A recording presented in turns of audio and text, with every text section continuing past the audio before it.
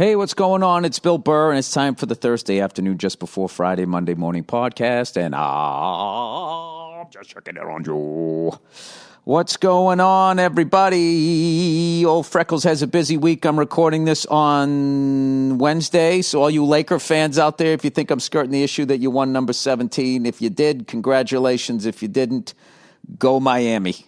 That's all I can say. In this new NBA of the last, 20-something years. Whatever, I'm just a grumpy old man. You know, I was actually thinking about all of this crap where people just, well, that's how the game isn't played nowadays.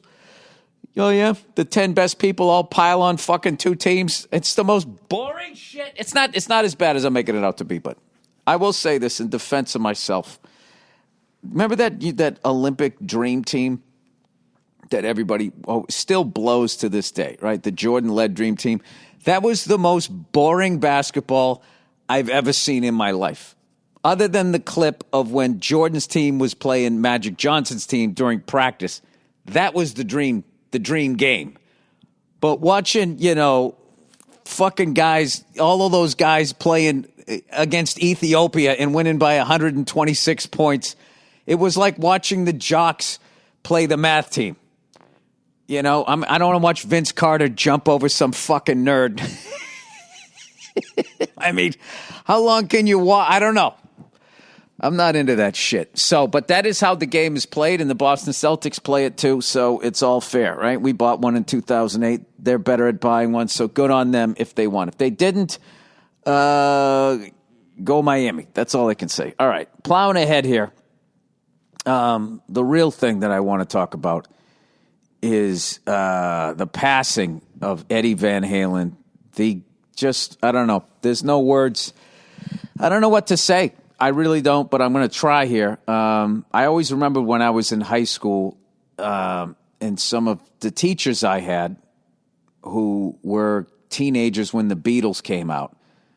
And, even if you told them, I like the Beatles and everything, it's like, no, you don't get it. There's no way you had to be there to understand what it was like when they came out, how exciting it was when their next record came out, and how much they changed pop music and all of that type of stuff. And that is a really true statement, because the longer time goes by when the Giants come through, since their debut, the more people take from what they did, and it waters down, the impact of what they had initially. Because I will tell you this, obviously I'm not old enough for the Beatles, but I will tell you that the first time I heard Van Halen 1, their first album, there was a family down the street. Like, we were all into AC/DC, but there was a family down the street from us that were into, it was two of them. Well, kind of like our family, big families, 5 boys, and then there was another one that had like 3-4 boys and a bunch of sisters and stuff, just big families. And so the brothers were a little bit older, so they were hip to the music that was coming out, because I was still like in 3rd, 4th grade. But the first time I heard that fucking album, it was like nothing I had ever heard before in my life. I was telling Dean Del Rey, it was like the record was like, I was surprised the record wasn't on fire. It was just this sound I had never heard in my life. It made the hair on my arm just stand up. And what was so cool about back then was there was no video. There was nothing. You just had the record, and you just staring at the record like, what is that? How does somebody make that sound? Is that more than one guitar? What is going on here? And I always feel like people that are that far ahead of their time, inevitably they're just misunderstood when people then try to replicate or try to figure out what it is that they're doing.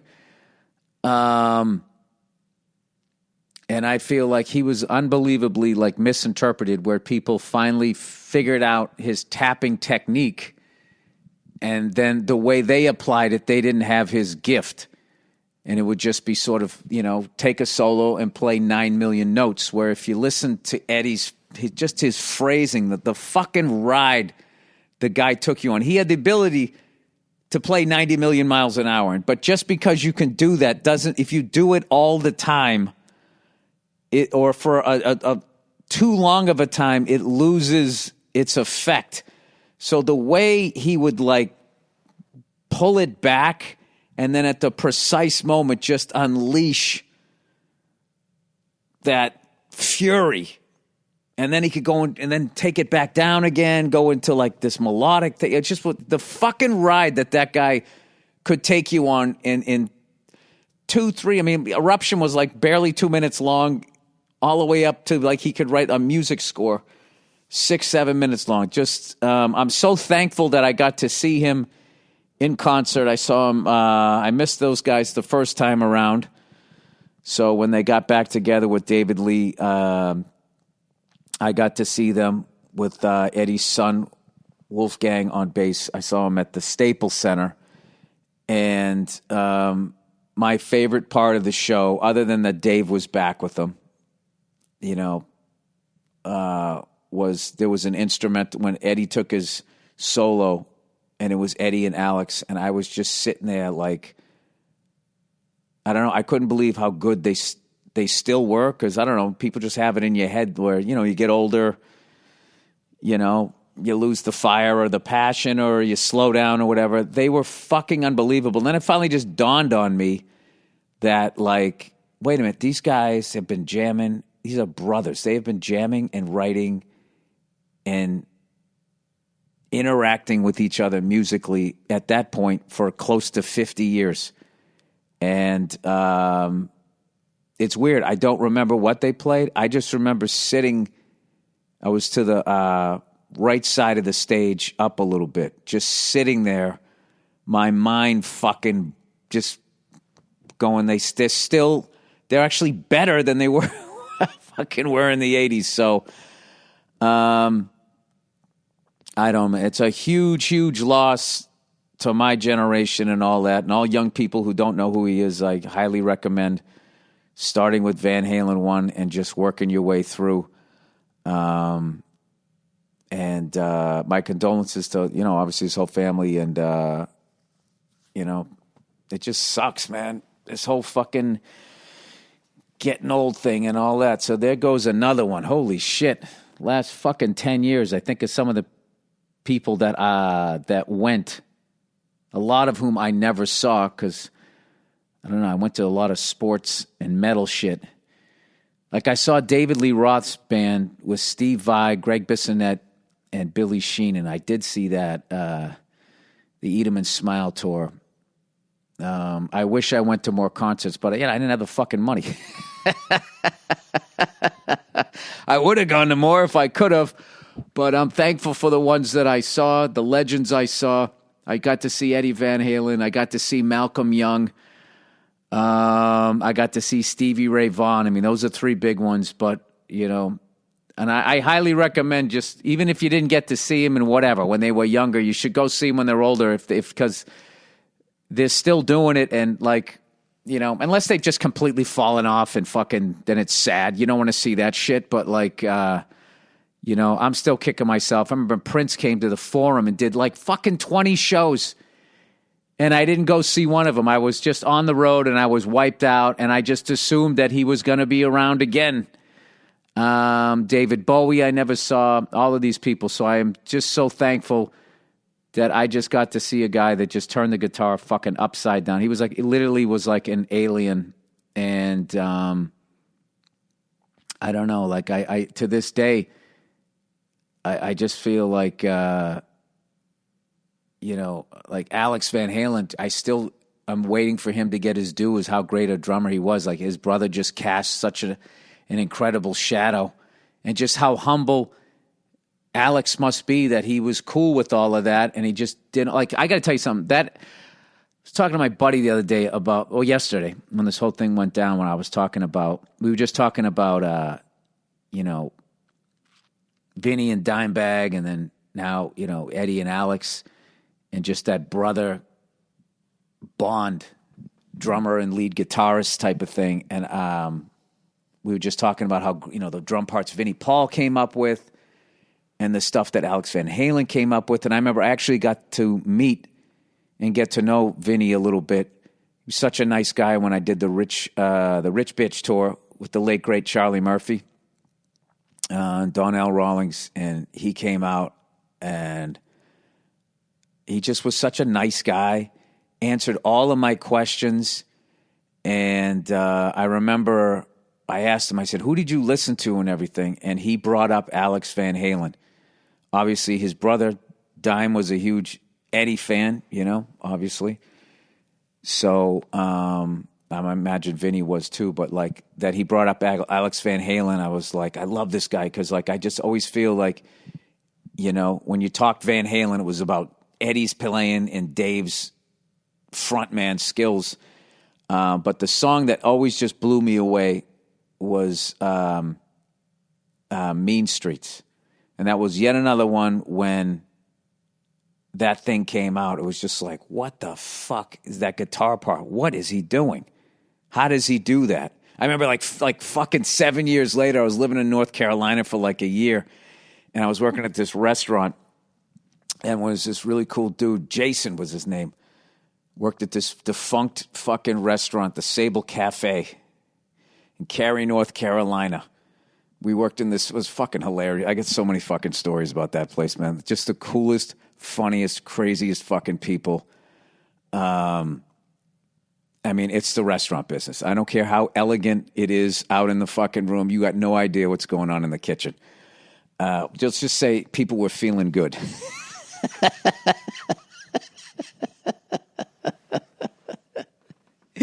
I don't know if I ever told this fucking story. All right.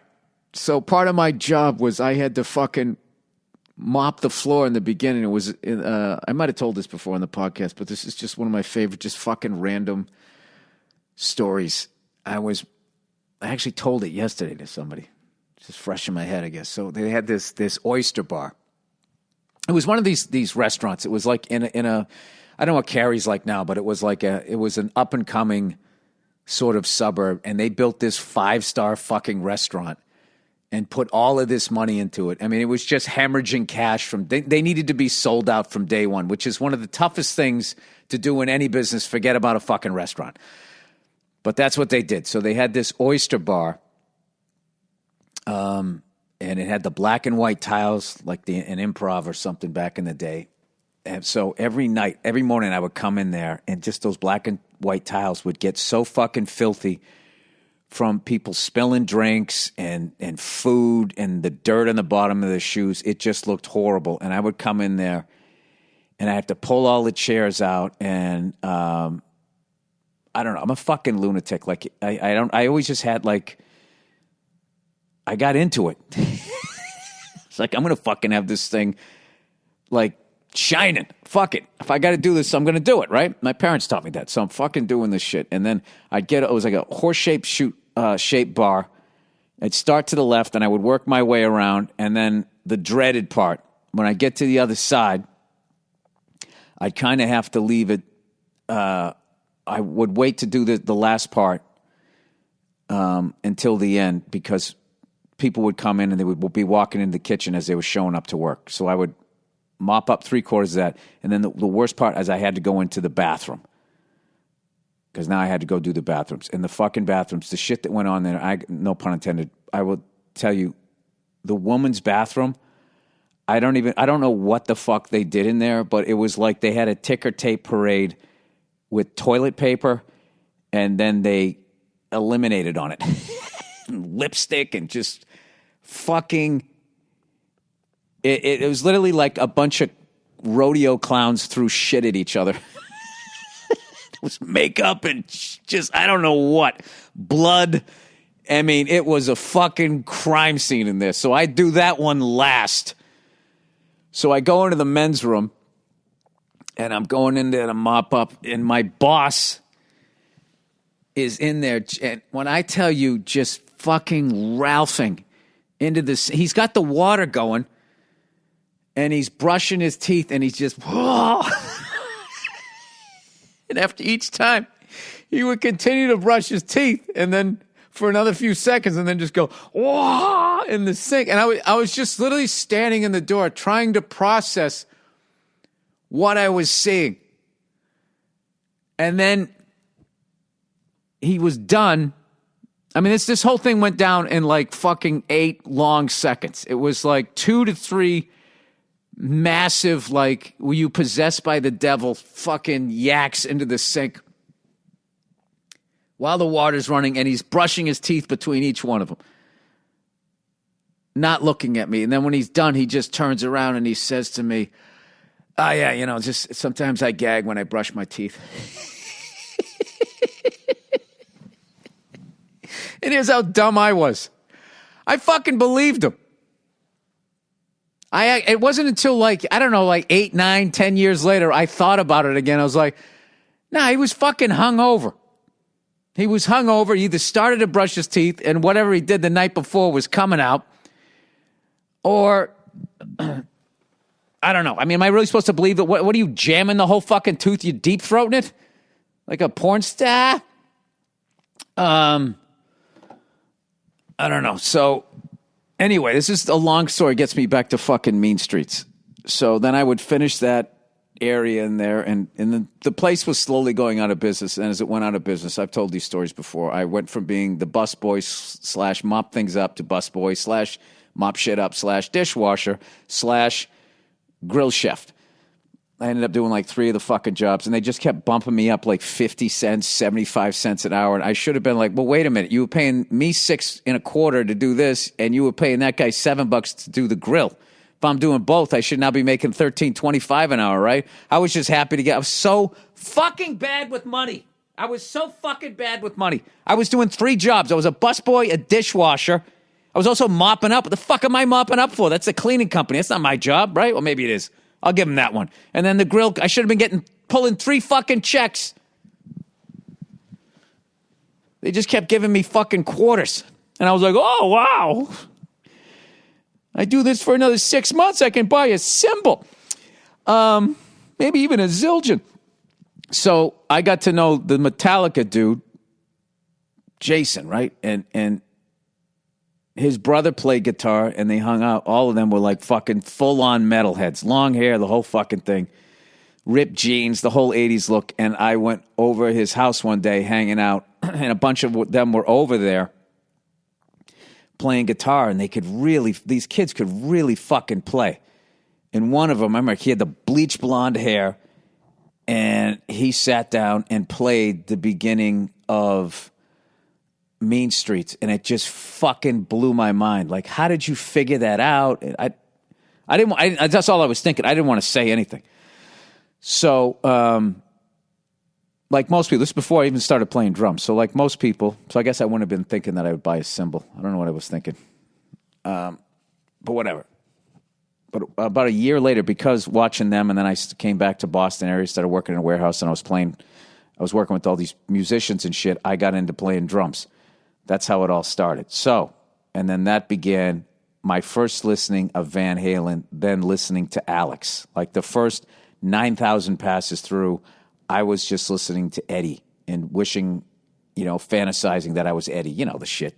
Like I was playing this in front of my 5th grade class, the dumb shit you do, right?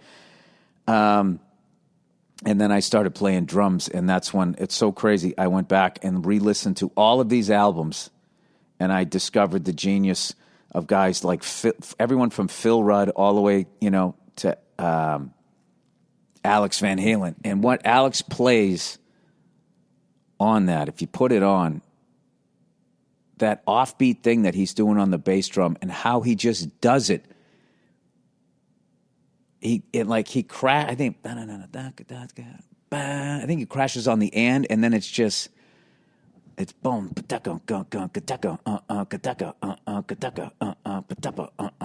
the whole fucking song until he does a little fill, and this is home, and then he's on one, and then it's boom, boom, I don't know how the fuck he does that and stays on time, and then also makes it groove as hard as it does. Like those two guys, with the passing of Eddie, the fact that those two, like their body of work, just the two of them, forget about Michael Anthony in there, David Lee, Sammy, and everybody who's been in that band. It's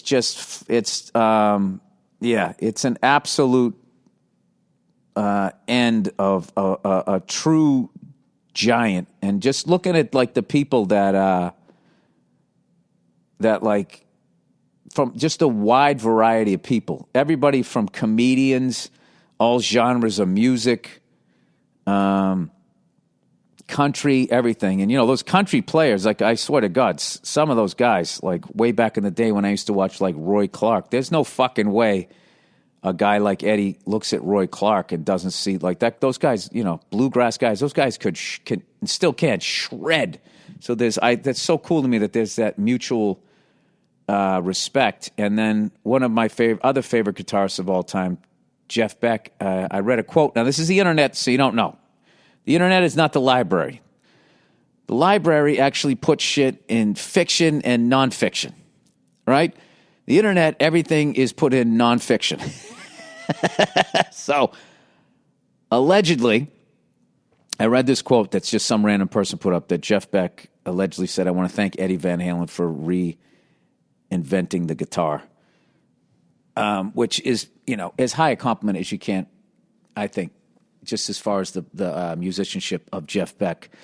So just as a fan and a hack drummer, I just like to thank Eddie for all of that unbelievable, beautiful, face-melting music that he put out for so long, and was literally like this. It got me through so much shit. It just always puts you in a good mood as you were growing up, no matter what you were going through. Those you know, you got your bands, and that was one of mine. So rest in peace, man. That's you're not going to see another guy like that. I mean, there'll be another great one, but the greats are always unique. So rest in peace, Eddie Van Halen. All right.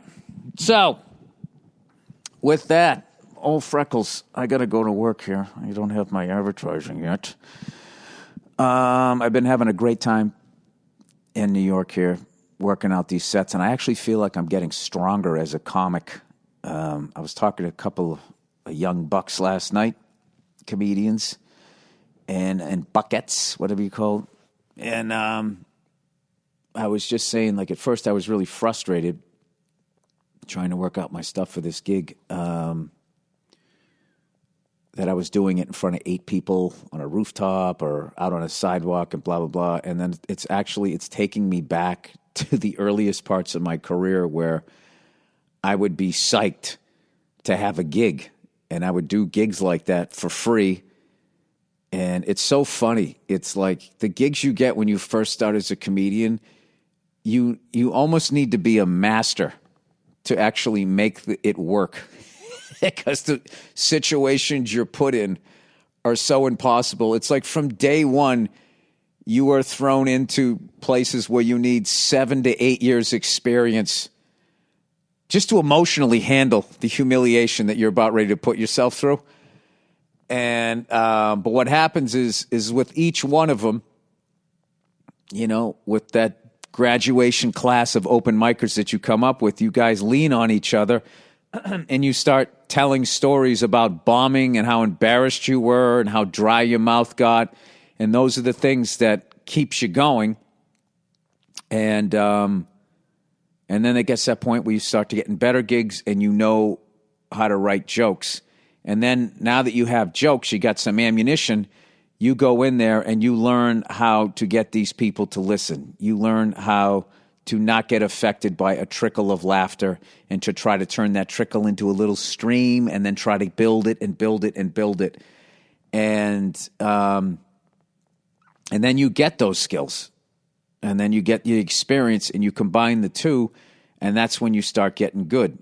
But then what happens is when you get to a certain level and you start selling tickets, it goes from going on stage and having to get the crowd to now the only thing you have to worry about is losing them, because they came, they paid to see you, they want to see you, they're on your side as you're walking to the stage. So during that period, I've always felt that you get a little bit weaker because it's easier in that you already have them.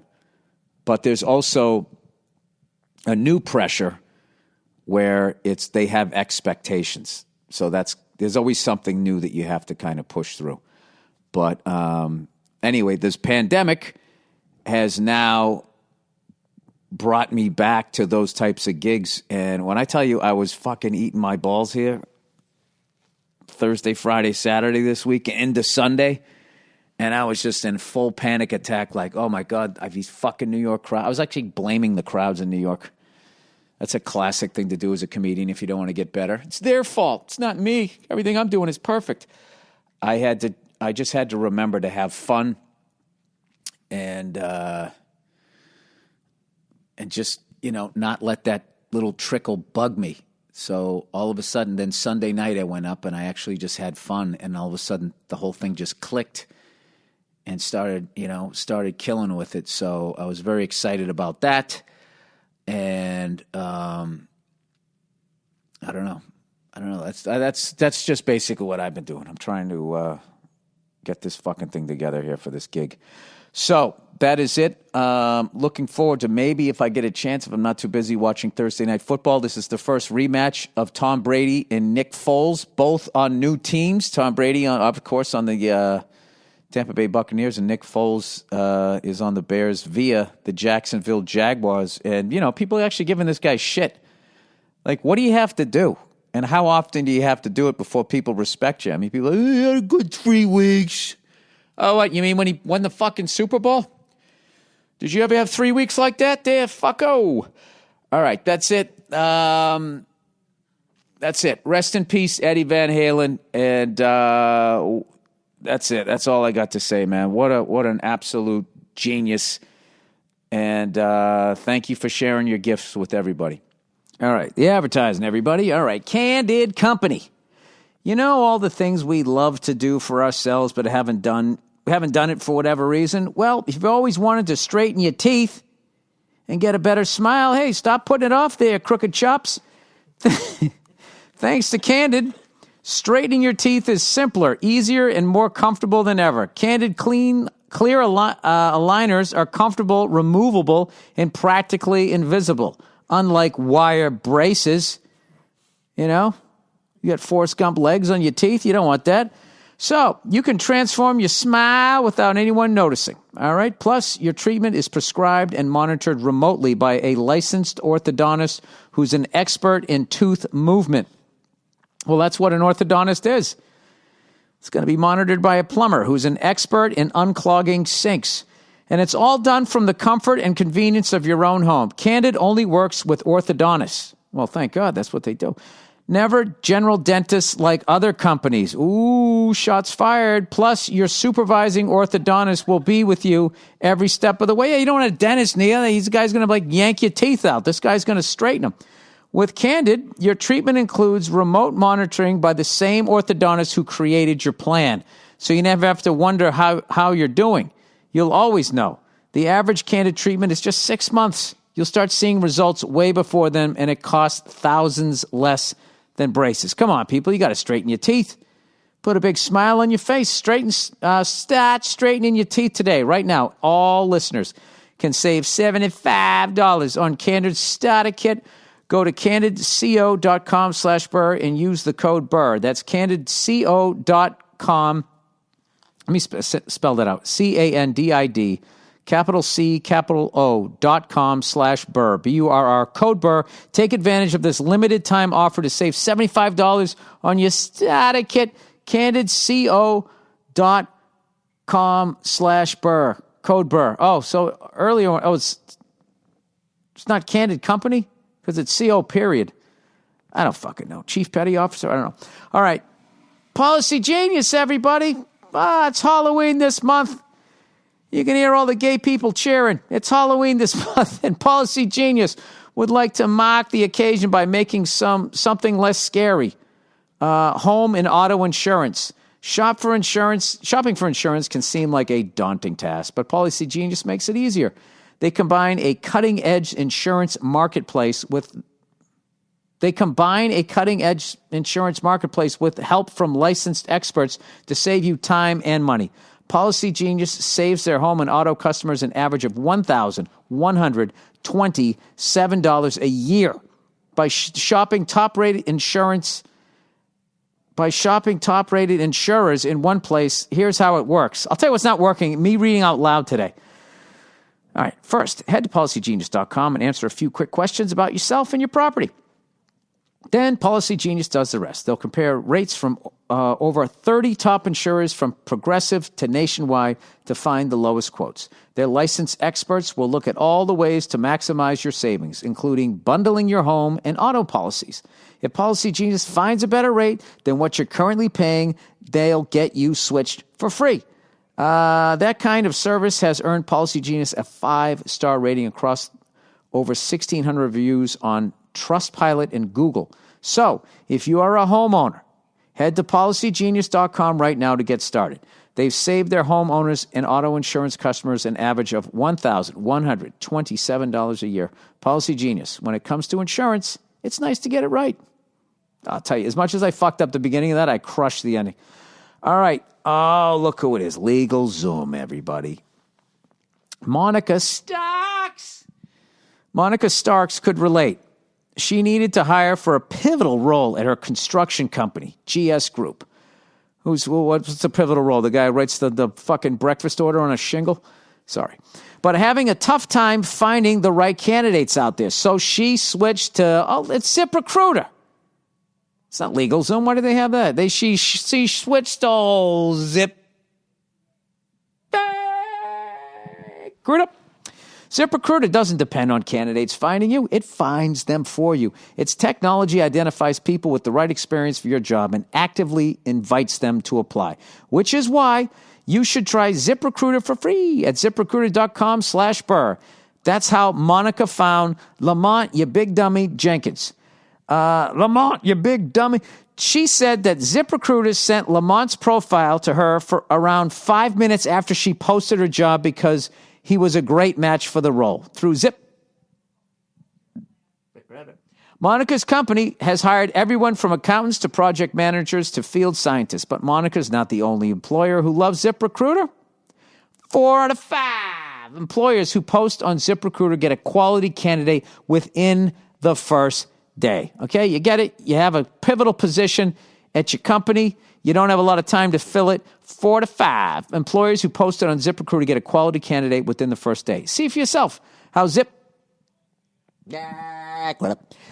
makes hiring faster and easier. Try it right now for free. That's right, free at ZipRecruiter.com/Burr. That's ZipRecruiter.com/Burr. Spell out Burr, B-U-R-R. ZipRecruiter.com/Burr, B-U-R-R.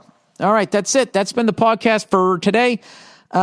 Please enjoy the music picked out by the one, always wonderful Andrew Themelis. And then we have a bonus half hour of a Thursday afternoon, our greatest hits, Thursday afternoon, just before Friday, Monday morning podcast from a year ago, 10 years ago. I don't know how it works. I don't even think I've been doing Thursdays for 10 years. Who knows? Andrew knows. All right. God bless you. Have a great weekend. You can't. All right. I'll talk to you guys on Monday.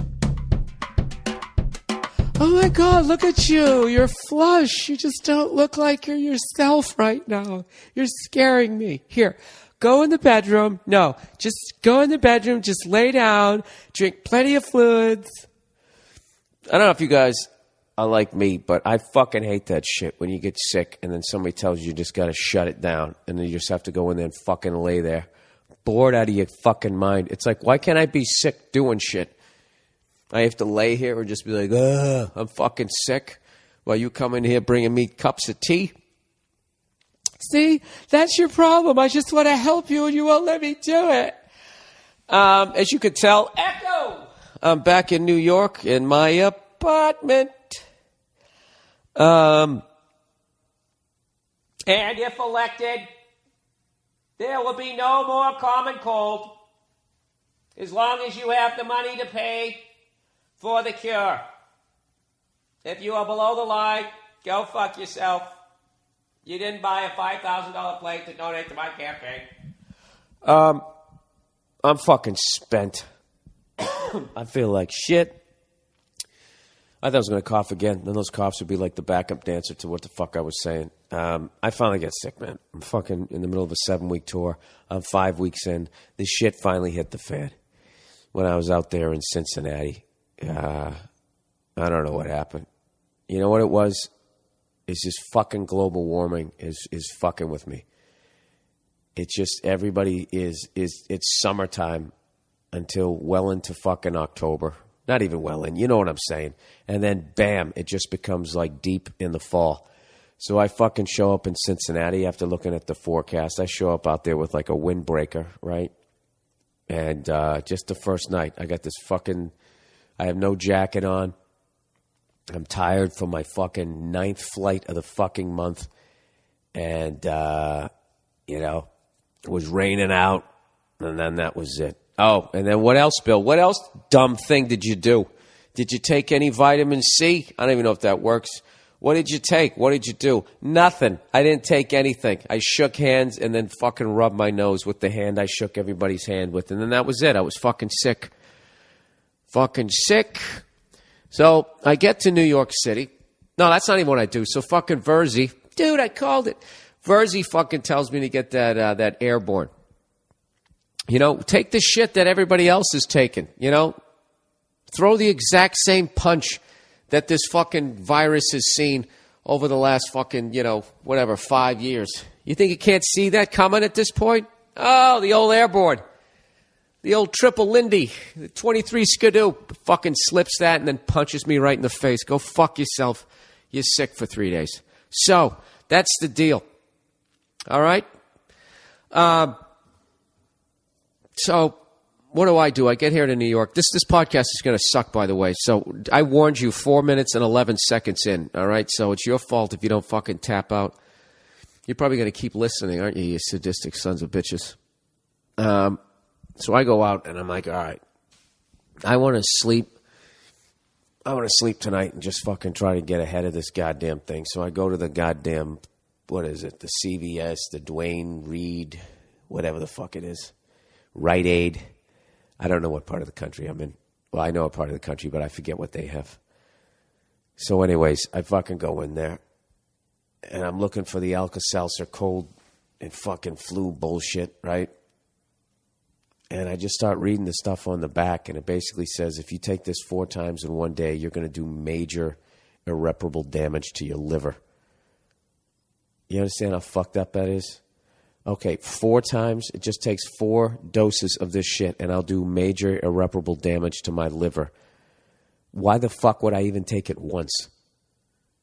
You know what I mean? That's like having a gun, and instead of holding it to your head, you shoot your foot. Why the fuck would you do that? So I was like, fuck that. Fuck that Alka-Seltzer. I'm going to tough it out. And then I pussied up, and I got some fucking NyQuil. But even then, I read this one, and this one it's some fucking long-ass word. Begins with an A and it has like 17 consonants in a row, you know? Like a fucking Russian hockey player's last name, you know? CZY is the first fucking 3 letters of their weird-ass names. And it all says that it does fucking liver damage. So I'm sitting here, old school, toughing this out like a fucking Quaker.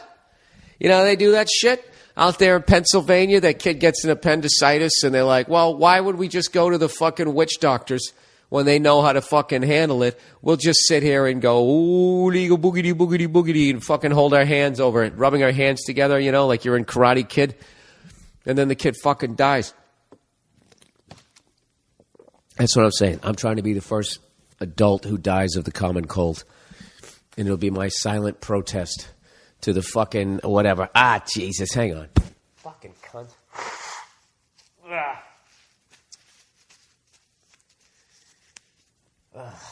Oh, left-handed from across the room, right in the fucking bucket. So anyways, this is the podcast for this week. I got a huge week. Bunch of promo stuff. My special came out last week for download. $5 a whack. And pretty much there was, I would say 99% success rate with people downloading it. I want to thank everybody that's been downloading it. Please tell your friends to continue. It's a nice, steady stream. It was like, 1% of people had difficulties, their computers or the thing, who knows what. And they were all very nice. There was only a couple cunty emails where I had to get up and walk around. Here's one. If you had a problem and you want customer service, it's probably not good to start your email off with seriously. Seriously? Like, I give you $5 and then, I seriously? Ugh. What a fucking cunt. I had somebody else go, right? I love how like nobody ever thinks, hey, maybe it's me. Maybe it's my computer. Like when I'm telling you 99% of the people are getting the special without a fucking glitch. Okay? And I have empathy for people who go to download something and it doesn't work out. That happens to me every time. All right? But I know that I suck at all things computers. Okay? But I had a computer whiz set this motherfucker up. Okay? So this one guy hits me with like... He was just so convinced that no one was going to respond to him that he just went fucking all in. And evidently he came up with this theory that I was basically not giving anybody the special and I was using it $5 each to just buy a new roof. That's what I was going to do. I was going to fuck everybody over. Completely like napalm the little fan base that I have just, you know, for the short run to get a new fucking roof. You know? It'd be one thing if I was sending out hard copies. This is just a fucking digital thing. You know, I don't have to keep pressing a bunch of them. You just get access to it and you download. You know? I don't know. Why the fuck would I do that? So I just wrote the dude back. I was just like, listen, it's just a glitch. You know, we'll make sure you get the special. If you'd like a refund, I'll, you know, send me your address. I'll send you a check. The fuck is wrong with you? But even his was funny. It was a dude who wrote, seriously? Seriously? Like, I have to, like, download this, too, to, like, watch this? Seriously? Oh, and then the other cunt. There was, like, 3 cunts this week. Out of, like, a couple thousand people. There was only 3 cunts. Another one fucking said, you know, this is the 4th time I've fucking emailed you, which was a total goddamn lie. Or they don't know how to send a fucking email. Because I was like, you know, I don't know what the word is. I was going to say religiously or fucking whatever. I was making sure because I didn't want to fuck anybody over. All I got's my balls and my word. And I don't break them for nobody. So I fucking searched the kid's thing. He told me he wrote 4 times. It'd be nice to have some sort of human response. Blah, blah, blah, blah, blah. And then I just wrote back, this is the first email I've got from you. I'll gladly give you your money back. What's your address? And I haven't heard back from him. Seriously? Go fuck yourselves. So anyways, what else do I got? Oh, I didn't announce this last week because I'm a moron. I'm in the middle of this tour. I'm going to be, I started a podcast network. And with Al Madrigal from Minivan Men and a number of other people who don't have podcasts. So you won't know who the hell they are, but it's called allthingscomedy.com. You should check it out. We got like 8 to 10 cool podcasts on there. And, you know, it's kind of, how do I explain it? You know what it's just sort of, it's one for podcasters. If that makes fucking sense. What's happening is these podcasts are doing really well, and now the businessman's coming in, and he's just rounding them all up. And then, hey, come onto my network, okay? Here's the deal there, fucking Johnny Bravo. I'll own your podcast. You suck a dick and do your show every week, and in the end, I'll make the millions, and you can go fuck yourself. It's the typical behind-the-music contract. So me and Mr. Madrigal were like, well, why don't we just create a co-op? Everybody comes in. We band together, the strength of numbers. Everybody owns their podcast. No funny shit. You know, whatever listeners you bring in, that's how much money you make. All right? No funny business, no hidden hand, no rabbit in the hat, none of that bullshit. Okay? We're out of our fucking minds. We created a completely fair business model for all parties involved. It's called All Things Comedy. So if you guys would like to check it out, of course, I don't have any internet, so I can't. I'm trying to remember. We got Walking the Room. We have Ari Shafir's. We have Your Mom's House. You guys probably are listening to some of these. What else do we got? Come on, Bill. Harlan's Highway. Harlan Williams. It's great. Go check it out. Minivan Men, the Monday Morning Podcast. It's an eclectic mix of podcasts. And everybody still owns their podcast. Nobody's getting fucked over. That's the crazy thing. It's not even just show business, just business in general. What I find is whenever I get in business with somebody, it's always like, okay, we're getting in business together. all the receipts and money will go to me, and then I'll tell you how much we made. That's what they always say to me. All right, let's do this. This is going to be a great collaboration. Okay, you just sit over there and don't you worry. All monies will come into me, and I'll tell you how much we made. Go fuck yourself. Every time. That's what it's like to play a comedy club. You know? I don't know how many people sit in the fucking room. I have somebody standing back there with a clicker. You know? I don't have time for that shit.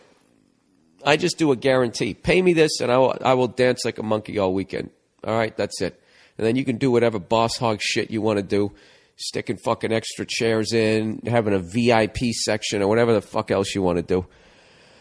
Oh, Bill's in a cunty mood. Did you guys watch any of the NFL football yesterday? I've been missing out on a lot of football because I've been on the road and I've been actually going to games. I went to the Bengals game, or the Bangles, as Paul Verzi calls it. Like he says the same thing as the girl group, the Bengals. I went there, and what a great fucking stadium that is. Underrated, the Cincinnati Bengals Stadium. I don't even think I got the name of it. It's probably because I was drinking Jameson coming across on a fucking riverboat at 10 in the morning. That's probably why. Fucking came walking up, and I said to the security guy, "Where's the will call?" And he's like, "Oh, you're really far away from that." And I go, "Great. Well, which direction is it in, you fucking idiot?" Other than that, it was a great experience. Really, really great stadium. Really intimate, like the crowd's on top of it. And for some reason, this Bengals fan in front of me convinced me to start heckling the Dolphins kicker, who has a highlighted mullet. A mullet with highlights in it, I guess is a better way to describe it. And there was a kid behind me, so I never cursed. And I was just sitting there shredding my voice for nothing. I didn't have any money on the game. I don't give a I didn't want to see the Dolphins win just because the Patriots are in the AFC. But so this is kind of a fucked up subject. What's the deal with Pink every fucking year? Is this like forever now? Every October for an entire month, everybody in the NFL is going to dress up like Barbie Fun Time Summer Dance fucking Winnebago thing. I don't know what the Pinky Tuscadero or what the, you know what I mean? And this is the thing. It's over. This is something that you cannot fucking reverse. If you're going to wear pink for 4 weeks, all right, to raise awareness for breast cancer, there's no way somebody can come and be like, hey, how about just 3 weeks? You know? You can't, because it's going to be like, you don't care about people suffering from breast cancer. You know? There's no fucking way to criticize this without coming off like a cold-hearted son of a bitch, but that's not going to stop me from trying. Am I the only one who finds it like just a little intrusive that it's that long, that it's a month out of a 4-month season? And it's not like they just have a little bow there. They're just fucking decked out in this shit. Like, who got caught fucking who, and this is what they had to do to make up for it? Or is this just like a business move by the NFL where they're sitting there going like, all right, we can get a lot of ladies watching if we show that we care about, you know, this as much as we do. You know? So this is my solution or my suggestion. Can we at least tone it down? Can we just start with the pink ref whistle? Does he really have to stick that thing in his mouth and go, tweety, tweet? I don't know, dude. You know what it is? It's all part of this fucking slow slide away from everything that made this country great. Nerds and ladies are fucking... I'm not saying they're running shit, but they're definitely doing the decorating. You know what I mean? They're in the driver's seat. They're dictating what the fuck we're watching. Oh, I'm fucking going full-on conspiracy theory here. I just, you know, the guy's guy is dead. Dead in the water. If there's going to be a guy's guy on TV, he has to be mocked You know what I mean? It has to be done in like that office kind of way where you just fucking, he's confident, but he's betraying an underlying insecurity. Now, maybe he's just confident. Maybe he was just one of those guys who got laid in the 5th grade because he just had the fucking gift. The same way Jordan had the gift to play hoop. Maybe he's just that guy. Maybe he's that guy that all the ladies want to bang. They want to touch his fucking thing, but they don't want to touch yours. Right? And then what? So then you write the fucking script and then you make him out to be a douche. You know what? I, for one, don't buy into it. How about you wear it 1 week? Who isn't aware of fucking breast cancer at this point? Who isn't aware of it? Anybody? You know what I think of the NFL, because they're such good businessmen? I think what they're doing is they're actually, not enough women are buying jerseys. So they just have them modeling pink ones for the entire month, acting like they give a shit about finding a cure to this disease so that women will go out, oh my God, I like the pink powder puff Dallas Cowboy Tony Romo one. Oh, I have a pair of socks that would go with it so nicely. It's fucking football, man. Is it like illegal to be a guy now? Can you just, it's just mocked. If you want something to be fucking hardcore guy, like full on fucking testosterone, like for some reason it's considered, I would say borderline offensive. Can you picture Ken Stabler wearing pink? The Steel Curtain wearing pink? The Doomsday Defense? The Purple People Eaters? The fucking Orange Crush? The Overhill Gang? How many defenses do I got to bring up wearing pink? They wouldn't have wore pink. They would have said, we're not wearing that, sweetheart. And they would have slapped you on your Mary Tyler Moore ass and sent you out of the locker room as they dropped their towels. That was the NFL I grew up with. I don't recognize this NFL. All right? Everybody running. You should just give them those socks that have that little ball on the back of the ankle. Why don't we have them wear dresses all through November for sweatshop labor awareness? What would be fucking hilarious? Not really, in an ironic sense, is if those pink breast cancer awareness jerseys and all that shit at some point along the manufacturing thing are sewn together by some child at 4 a.m. in like the Philippines. You know what I mean? Oh, the level of irony in that. Wouldn't that be hilarious? Well, I think it would be. All right. I'm kind of handicapped this week here because I can't find, this fucking internet doesn't work in this goddamn place. Oh, here's the deal. By the way, if you're downloading my special, first of all, thank you so much, and thank you for everybody who did it. I really, really, really appreciate it. It's fucking awesome that you guys support my specials like that, and you come out to see me. Like Saturday night, go bananas.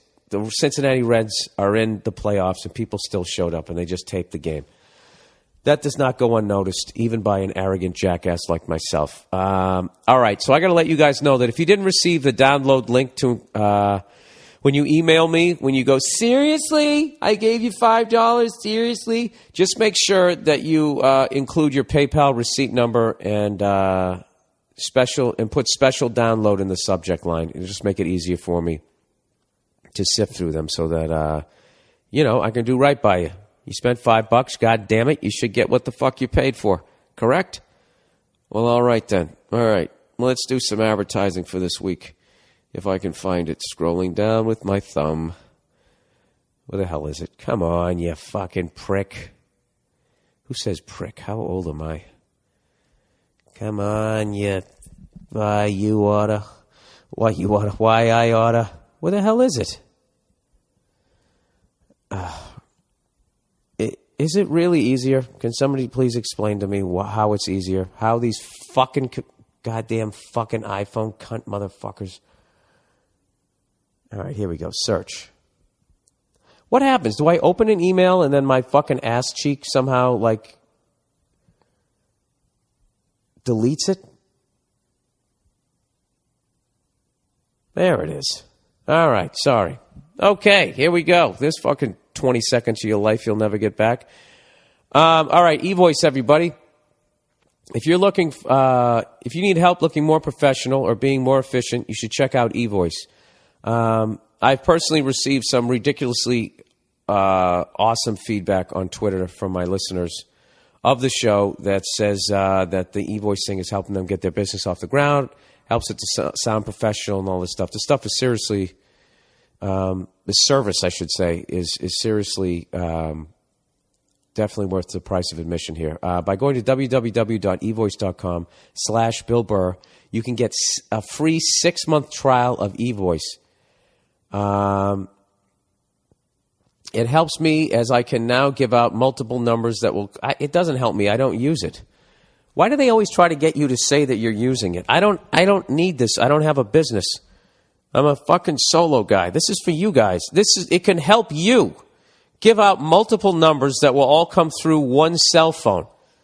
All right? You can have virtual answering service with multiple accents that make you sound bigger than you are. That's that great thing that they have where they actually have actors like voiceover, professional voiceover actors that will make it sound like you have some smoking hot chick from fucking Cucamonga answering your phones right there. If someone's going to be like, well, I want to have a meeting with this guy, maybe that chick's going to show up. And by the time they realize that she doesn't even exist in your business world, you got them locked in on 8 months of business. You can transcribe your voicemails to text or email. Basically, eVoice makes your life easier and makes a small business owner look much bigger. Go to www.evoice.com/Bill Burr and get a free 6 months trial of eVoice. You got to do it. All right? And once you get your damn business going, then what do you got to do? You know it's coming. Stamps.com, everybody. Huh? How many times I got to read to you and tell you how awesome this is? I use this thing every damn week when I'm sending out my DVDs. If you would like to never have to go to the post office again, to be able to have the ability to print legal stamps and postage in the safety of your own apartment, home, dwelling, tent city, wherever the hell you're at, please visit stamps.com. You would think that I would have this memorized. What the hell are we doing here? I'm the worst. What else? You get a scale. I don't know what else to tell you. It's perfect. You don't have to go to the post office anymore. You don't have to wait in lines. You don't have to deal with their grumpy attitudes. You got the post office within your own goddamn apartment. All right? Stamps.com. Do it, live it, love it. Give me feedback. All right. That's it. Back to the podcast. So here we are. 20 minutes in. I'm dying of a fucking common cold. Hey, do you know, I was on a plane yesterday. Well, what else is new? I was on a fucking plane, and somebody brought 2 pit bulls on the plane just both the dogs were on leashes. I didn't know you could do that shit. The guy got on first, and he just walked these 2 fucking beautiful dogs on, and I was praying to God he was sitting next to me. That's how much I'm sold on that breed. As much as everybody was making their fucking pit bull jokes. It's really like dog racism. You know what I mean? Grab your purse. There's a pit bull.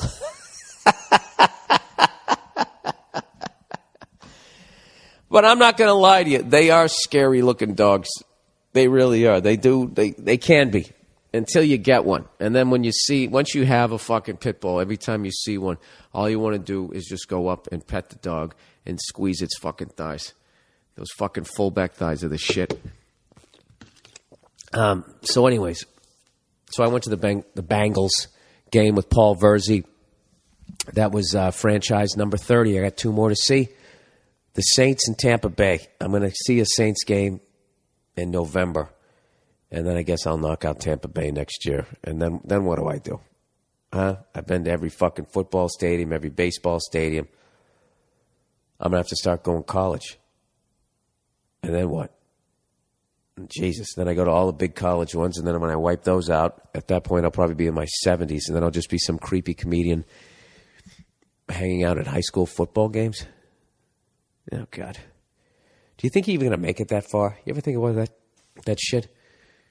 Are you even going to make it that far? The fact that it's like 80 degrees right up until like October 5th, and I don't even know if this has to do with human beings. I have no fucking idea. You know, from what I've heard, there's been periods of cooling and warming up all throughout history. But all I know is that the shit be changing. And that there's too many fucking people. I don't know. See, this is the thing, man. This is why, I don't know. I should have got married and had kids. I gotta fucking lock this shit down. I gotta get married and have kids. That's the deal. All right? And then I can be just sitting there focusing on, what kind of stuff is in these Fruit Loops? Should we be, like, feeding them this stuff? You know, meanwhile, there's some fucking black van sitting out front and I don't even notice it. That's exactly what they want. That's what they want. You know what? That's the podcast for this week. I'm not fucking... I can't do this shit. I don't have any fucking internet. I can't fucking breathe. Oh, who's a whiny cunt this week? Hang on, I gotta hit pause. Hold on, I gotta fucking blow my nose. God damn it. All right, I'm back. Okay, here we go. It's the fucking worst. Why the fuck did I just take the goddamn vitamins instead of being an asshole? Hey, you know, we actually have a follow-up. We actually have a follow-up thing here for the that dude. Remember that dude a few weeks ago who had that chick start the rumor that he was into the weird porn, even though it was she who was into the weird shit? Remember that? For those of you who didn't listen, a few weeks back, this guy, he's hooking up with this lady, and she says, hey, why don't you come over? We can watch some porno. So he's all excited, you know, and he decides to let her pick the porno, which is a very smart move, because God knows if you pick something too weird, you could fuck the whole evening up. So let her, you know, pick her, like, you know, romance porno, you know, that's shot with, like, soft lighting, you know, that awful porn that some women watch. So that's what he's expecting. And she put on some sort of cartoon where this chick was getting, like, fucking, you know, raped by a cyclops or something. I can't remember what the fuck it was. So he flipped out, broke up with her, and what does this girl do? Rather than going and get some therapy or just being okay with the freak that she is, she goes around the school and starts telling everybody that it was he who did that, fucking with his reputation. So he said, what should I do? And I said, this is what you do. I said, you fucking bring her over, you act like you're getting back together with her, and you just sort of record in the background and ask her why she told everybody that he was the one that picked out the porn, when in fact it was actually her. And then you got it, and then you don't get back together with her, and you say, listen, Pope of Greenwich Village, right? I got a fucking tape that I took off a fucking dead cop. You pull that bullshit. Well, he did his version of it, all right? And here's what he did. Okay, Bill, thanks for your advice. I took your advice up a level. Oh, I took your advice up a level. I pretended to get back together with her and was able to convince her I had an open mind. We made it back to her place, and I convinced her to go back on the computer and get another cartoon porno. Now, this is how you know that this girl is fucking nuts, is the fact that she absolutely destroyed this guy's reputation. And then when he goes, no, I get it now. Can we just get back together? And she's just like, yeah, let's just get back together. There's no, oh, my God, I can't believe what I did. I've ruined you. You know, why would you even want to get back together with me after what I did to you?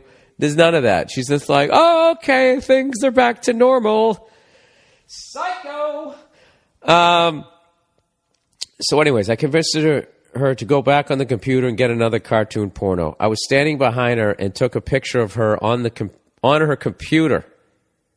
I had to sit through the video and got a blowjob. I then went home and printed off the picture and posted it in her classroom. I was then called into the principal's office. He was a dude and was very sympathetic. The only reason I was called in was because an old lady teacher reported me. The principal just shrugged and claimed I was being bullied and was just trying to clear my name. I acted like I was the victim and he ate it up. I was about to turn him onto your podcast, but realized it would make it premeditated bullying. She is never going to live it down, but all the girls think I'm an asshole and guys think I'm a hero, so worth it. Thanks for your help. Well, congratulations. Well, why the fuck do the girls think you're an asshole?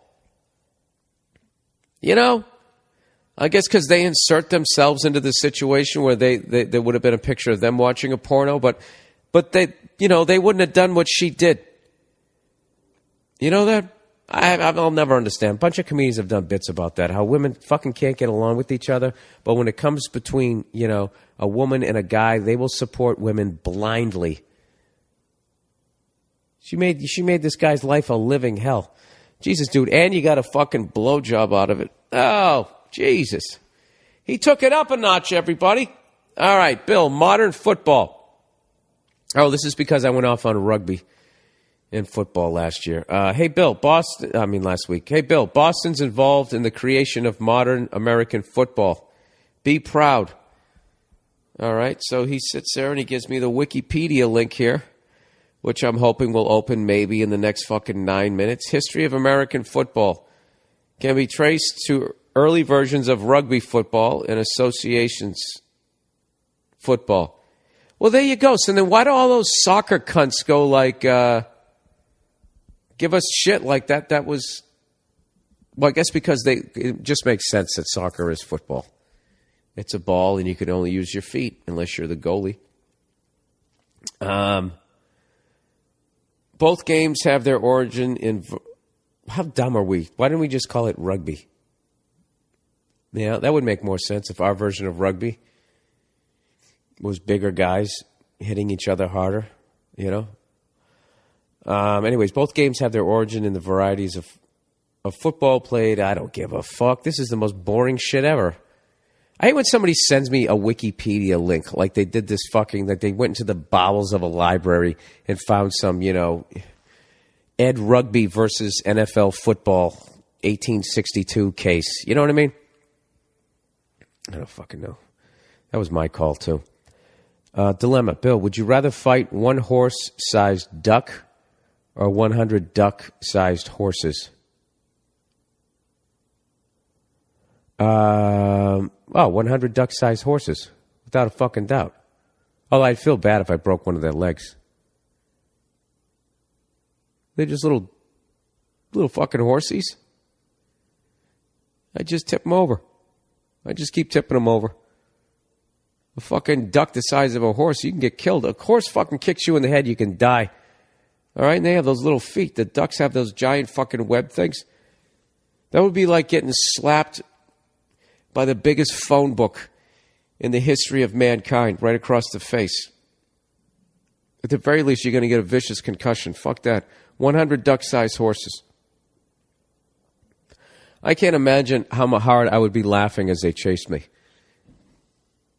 When I wait, are they faster than I am? Or is it like one of those nightmares where you're still faster than them, but you can't shake them? For some reason, I'm picturing myself fighting these horses in Central Park. Maybe because I'm in New York. I would have that fucking, like when you were drunk and you were getting chased by some fucking person, some adult, for whatever fucking reason, because you were having a party or some shit, or you were on their property. Remember that feeling when you would start running, where you could only kind of feel your forehead and the top of your head and the rest of your body was numb, and you knew it was only a moment of time before you did a fucking face plant? I think that's how I would feel if I was getting chased by 100 duck-sized horses. That's what I think, everybody. That's my comedic take on that one. Oh, go. This is the worst fucking podcast ever. Oh, fuck. 36 minutes in. How the fuck am I going to fill these final fucking 24 minutes? 2-year breakup. Bill, this one's pretty fucked and convoluted, but I'm going to try to make it brief. Met my lady in high school almost 5 years ago. Our first breakup was around the 2.5-year mark. Despite being broken up, we still had sex, went on dates, and did a bunch of general relationship shit. Yeah, you're two codependent people. You should have walked away. He goes, a few months went by before we made our relationship official again.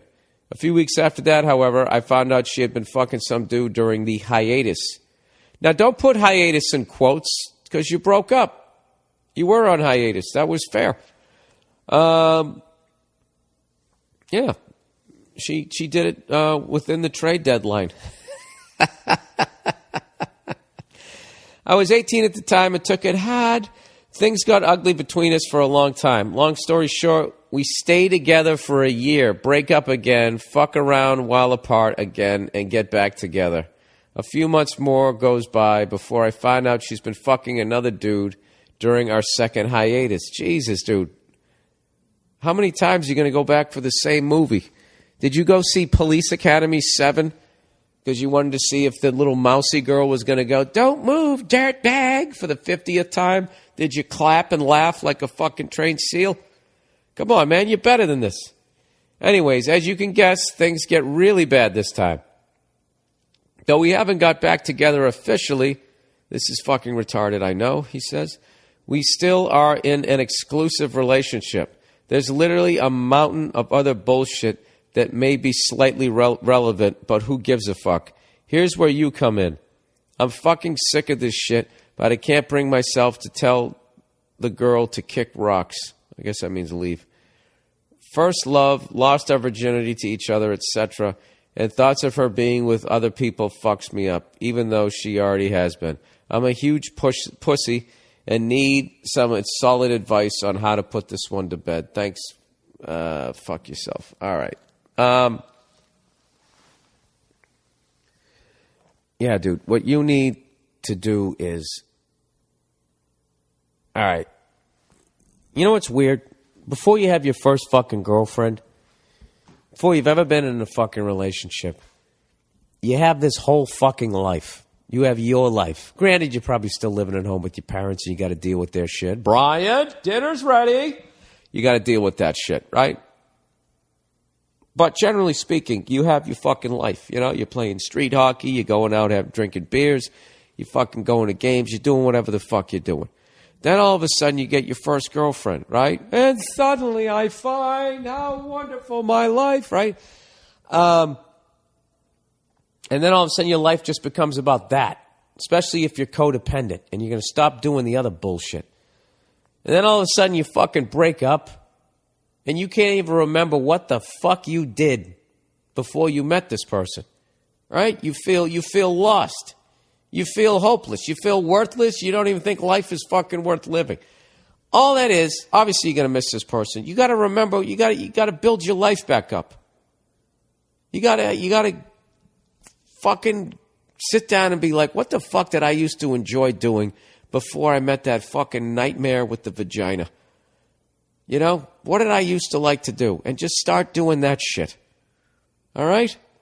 Get out there, be fucking social. And look, it's going to suck for a good 6 weeks. After 6 weeks, there'll be enough time. And this is the thing, too. Don't be talking to her during that 6 weeks. All right?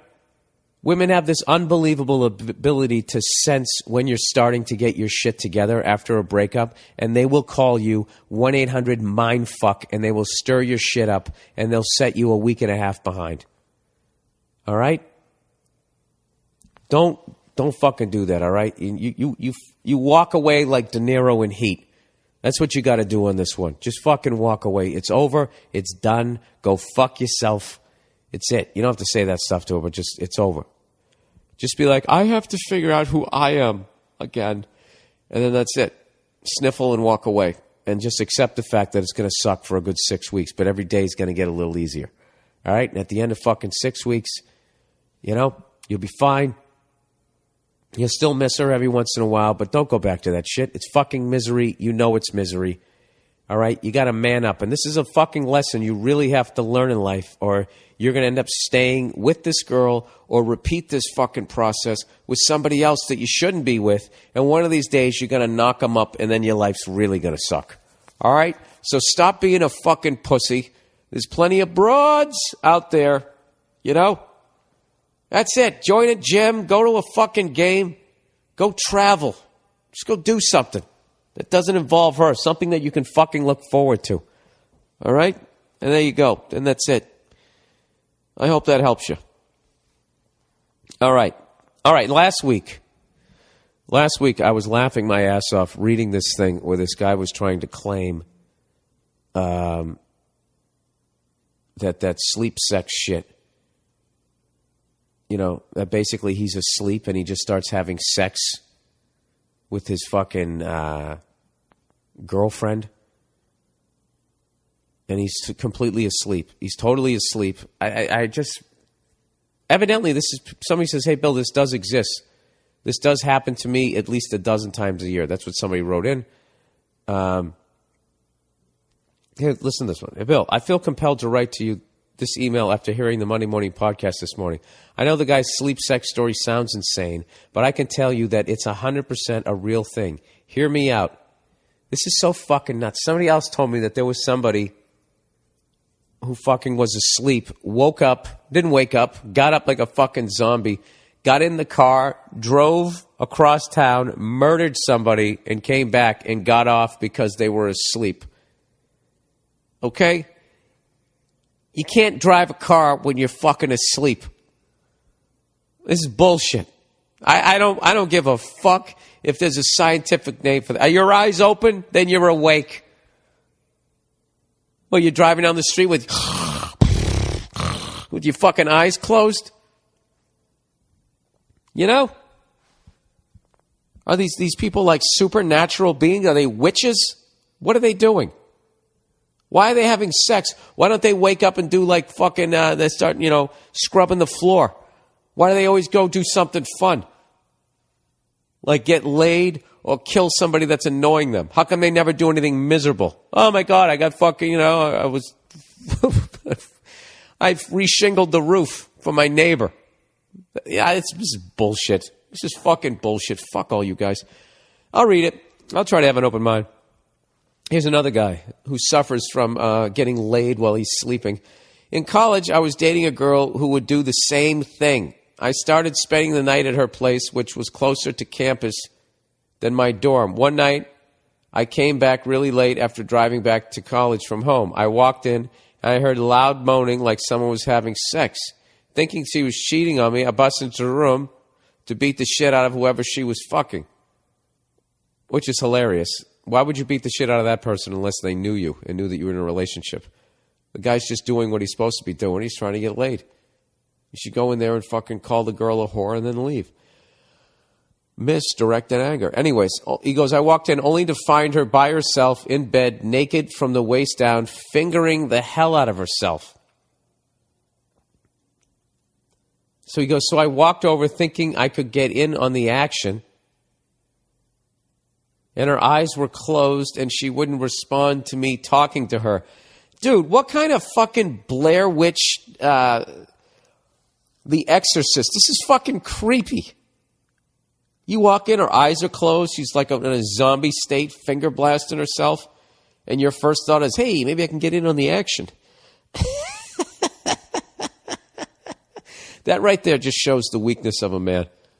The fact that he can go from that level of rage, I'm going to beat the fuck out of whoever's banging my girl, to 2 seconds later, like, hey, maybe I can help you out with that there, little lady.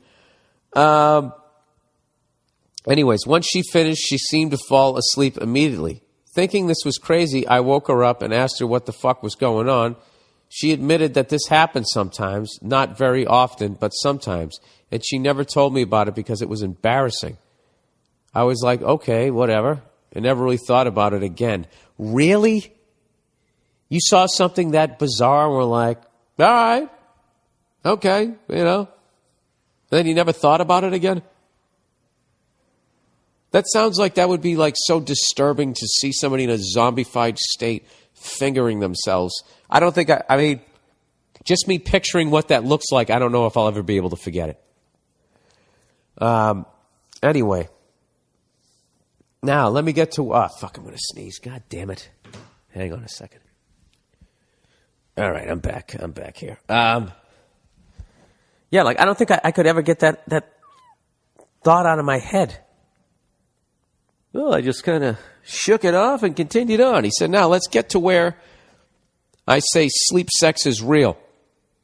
About 3 weeks later, I was spending the night at her place again, and I woke up to her talking in her sleep. Oh, my God. Dude, this is the creepiest shit. If she's speaking in tongues, 666 on her fucking forearm. This sounds like one of those, I don't know what the name of the fucking movie is. Anyways, what the hell was I? 3 weeks later, I woke up. She was talking in her sleep, but talking like she was having sex, saying shit like, yeah, fuck me, and stuff. But she was just talking, not doing anything else. So she's sitting up in bed, having a fucking conversation. Her eyes fucking like rolling around in her fucking head. This is the creepiest shit ever. Do you guys sleep in like a pyramid? Is she like is she like fucking cursed? This sounds like some shit that would only happen like in an Indiana Jones movie. So he goes, so I decided to wake her up and let her know what she was doing. I leaned over and kind of shook her softly, saying, hey, wake up, wake up. Instead of waking up, she rolled toward me. Ah! The zombie. Ah, fuck me, fuck me. This is the fucking Exorcist. Ah, suck your dick. Ah.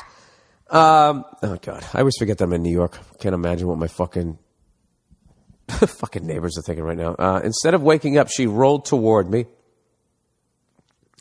and put her hands down my pants and started jerking me off and kissing me. See, this is where it goes out the window. This is where it goes out. It starts jerking you off. Dude, this is where it goes out the fucking window for me. If you're asleep, how do you know where everything is? Oh, I'm asleep and I'm walking out to the garage, not bumping into anything, grabbing the keys. I gotta go kill the neighbor. Give me a fucking break. This is the dumbest shit I've ever heard in my life. This isn't real.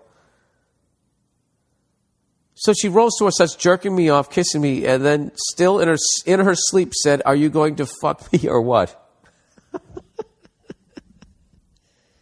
And he goes, well, shit, how could I turn that down? How could you turn it down? Because her fucking eyes are rolling up in her head. Dude, isn't this like a form of rape? If she's asleep and you're banging her, I mean, that's just... What if you didn't know her? She walks up, fuck me, fuck me. Walking around in her fucking pajamas out in the lawn, pulled up in a car. This is the creepiest shit I've ever read about in my 5 years of doing this podcast. This is the creepiest shit ever. This is Linda Blair. Linda Blair is a porn star. So she goes, you going to fuck me or what? And the guy goes, well, shit, how can I turn that down? I started to take my pants off, and her, still sleeping, started stripping in the bed. See, this all has like a I'm awake kind of thing, or possessed, one or the other. He goes, we started going at it, but the whole time her eyes were still closed, but it was like she was awake, grabbing onto me, kissing me, moaning. It was totally crazy. Then the craziest thing happened. So this girl was one of those more reserved types. We never really had dirty sex. Dude, if you bang this girl in the ass while she's fucking in this zombified state, I don't know what to tell you. He goes, we never really had dirty sex or anything. It was still really good, but nothing out of the ordinary, except tonight. All of a sudden, while we're going at it, she flips over onto her knees and says, put it in my ass. Oh, my God. Dude, fuck you guys. Did you guys all get together and just say, let's fuck with Bill? And let's just write the craziest fucking emails ever? Is there some sort of website where you guys are doing this? This is not real. This isn't real. He goes, what the fuck? I about fucking fell over. Never had we even talked about it or anything, and all of a sudden she was doing things she had never done, at least with me. Without even seeming like it was new, she just acted like it happens all the fucking time. Dude, if you do this, why don't you wake her up and be like, sweetheart, just to let you know that you're asleep right now, telling me to put my dick in your ass. Are you comfortable with going back to sleep and letting me do that? I'm just checking. All right. Nighty-night. Anyways, it was one of the craziest nights of sex I ever had. Dude, you're a fucking creep. You're a fucking creep, dude. You're a fucking creep, okay? If I was with somebody and they were a zombie, I would wake them up. All right? You had fucking anal sex with this girl when she was like awake, asleep? Awake, asleep? Whatever the fuck the medical version of this is fucking insane. the next morning, she woke up and didn't mention a thing about it at all day. So I finally decided to bring it up. Oh, that's a good move. Hey, by the way, last night when you were sleeping but kind of were awake but were asleep, I put it in your ass. If you wondered why, you felt a little weird this morning, yeah. It's because oh, Jesus. He goes, I told her what happened. And at first she was pretty pissed. Yeah, I would think so. But then after talking about it for a few minutes, she admitted that this had happened a few times before where she's had sex in her sleep with someone, including her sister's boyfriend. Wow. That's what he wrote, and I would have said that anyways. Dude, so the boyfriend banged her while she was sleeping? Her sister's boyfriend? This is like rape, guys. This is fucking nuts. She's not in a place where she can say no. She's dreaming about something else if this shit even exists. This is the creepiest fucking email ever. Oh, and it keeps going. She started crying and saying she didn't know what to do, so I offered to go with her to a therapist and at least approach the topic with a professional. Well, aren't you just a fucking great guy after you banged her in the ass while she was sleeping? The therapist said she may have sexomnia. That was the term she used. Seriously, look it up. Or a sleep disorder where a person actually has sex in their sleep. Yeah, go fuck your sexomnia. No, fuck you. I'm not buying this. The therapist said it's more common than people think. No, it isn't. None of my friends have this story. They would have told me. And that it's treatable only in some cases. She got on some medication. It seemed to help a little. But there were a few times when shit happened in her sleep. And no, those times I did not bang her in her sleep. After that one time, it just didn't feel right since it was something she had no control over. Really?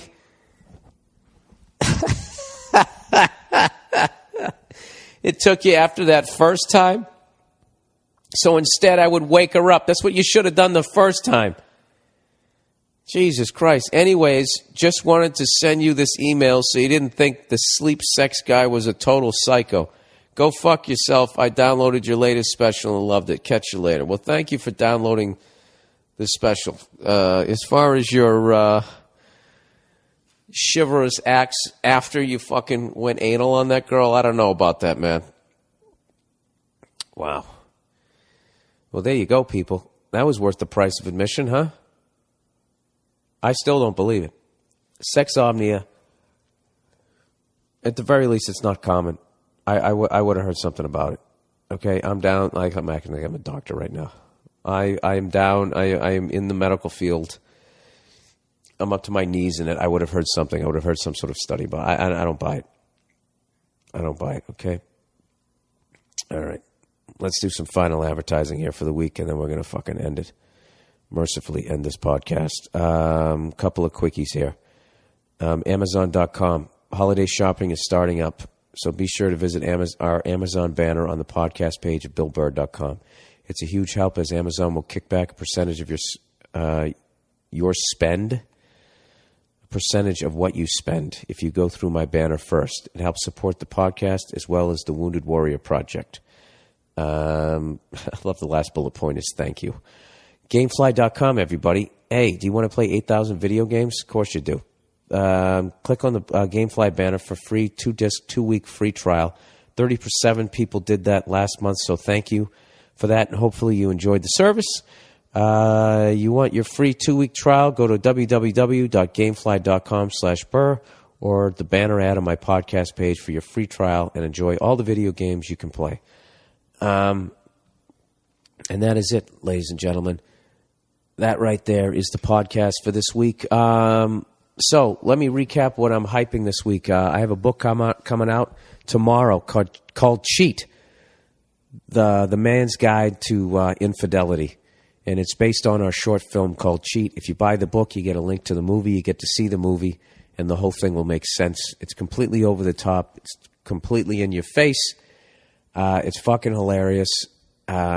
I wrote it with Robert Kelly and Joe DeRosa, the teen idol sensation from the Opie and Anthony program. After all those years of sitting around, not doing shit. We actually made a movie and wrote a book. You may like it, you may not, but go fuck yourself. We at least completed the project. My special, You People Are All the Same, is available for download at BillBurr.com. Costs you $5. You'll get a link to download the special. You have 5 days to download it. 5 days. 1, 2, 3, 4, 5. 5 days. So, if you're traveling, that gives you time to get home. And we initially only had it up for 24 hours, not realizing that some people would buy it and then fly on a plane, do some bullshit. So my apologies for that inconvenience to other people. But in general, I think it worked really well. And I swear to God, man, I know I joke around and everything, but that really means a lot to me that you guys supported my special. And I was glad I was able to give it to you for $5. It all fucking worked out for everybody. You don't get fucked, I don't get fucked. It's all good. And thank you to Louis C.K. for coming up with that. And also, if you want to buy a hard copy version of it, that'll be more like around Christmas time. And that'll also be available on BillBurr.com. I'm just kind of getting the logistics of that down. And then, of course, I will be selling them at my shows coming up around the holidays. I'll be giving you guys more information about that. Also, the new podcast, whatever you want to call it, network, allthingscomedy.com. Check it out. Check out all the podcasts that are on there. Ari Shaffir has a new CD out. That guy really, I'm telling you, man, every time I see him, like, that guy's the next guy. He's it's always great to see somebody like breaking out of the pack, and that guy's really turning the corner. And I think he's on his way to doing something. So if he's performing in your area, go see him now so you can say, I saw him when. And check out his new comedy CD. Also, Tom Segura from Your Mom's House podcast has a new CD out called White Girls and Cornrows. You should check it out. The guy's absolutely hilarious. I did his podcast last week. He's also part of the network. And that's it. That's it for this week, everybody. Thank you so much for listening. And old Billy Twinkletoes. I'm going to be on Inside the NFL this week, if you can believe it. I have no idea what I'm going to do on it, other than feel not qualified, because everybody there has pretty much played the game or went to broadcasting school, and I'm just some obnoxious asshole comedian. But they're going to have me on.